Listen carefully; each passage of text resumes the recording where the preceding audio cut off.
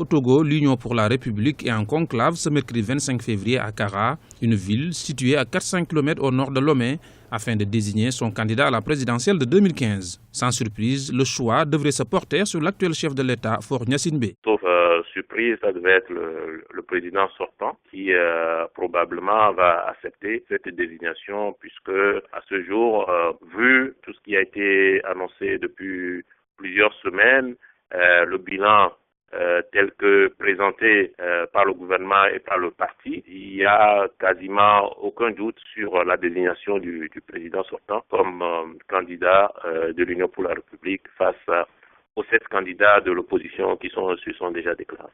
L'article 61 sur le corps électoral a été modifié ce mardi 24 février par la majorité présidentielle. Et la date du scrutin présidentiel est désormais fixée au 15 avril 2015. En réalité, la date telle que fixée correspond aux dispositions du code électoral qui donne prérogative à la CENI de proposer la date de l'élection après avoir effectivement accompli un certain nombre de tâches. Et puis, finalement, au gouvernement de prendre la décision définitive. Donc, la CENI propose et le gouvernement prend la décision. En Conseil des ministres, donc, le gouvernement peut confirmer la date proposée par la CENI, qui était donc le 21 avril, ou alors modifier cette date et en proposer une autre. C'est ce qui vient de se passer. L'opposition de son côté est pour le moment divisée.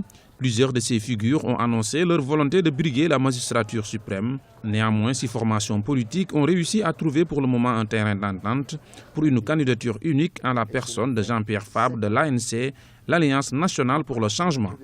Le scrutin présidentiel est prévu ce 15 avril au Togo.